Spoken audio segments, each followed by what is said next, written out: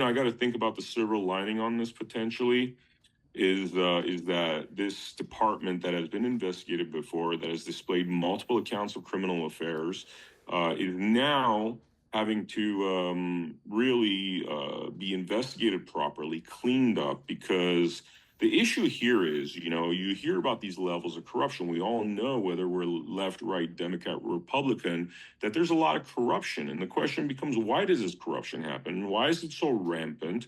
And I think the answer is simple. The answer is that when people aren't held accountable, where there's no punishment for crime, and you and I, by the way, if we did things like this, we'd be in jail, right? So we, the people, would be in jail. But apparently, once you have a title, that protects you, and you could operate under the color of law. And essentially, that means being a criminal using your title, your privilege, right?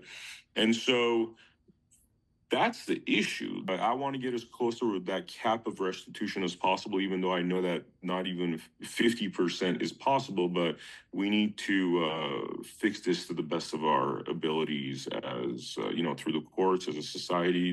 This needs to be fixed, and an example needs to be set that, like, the most basic thing as a officer of the law is you got to prove if it's lawful or unlawful, and evidence is involved. And when somebody has zero evidence but seems to be doing something for other reasons, I mean, those people do not belong in office. Also, they've essentially dropped a nuclear bomb into my life, where my life will never be the same regardless. There's a legal word called restitution, which is meaning to make you whole again after a calamity like this.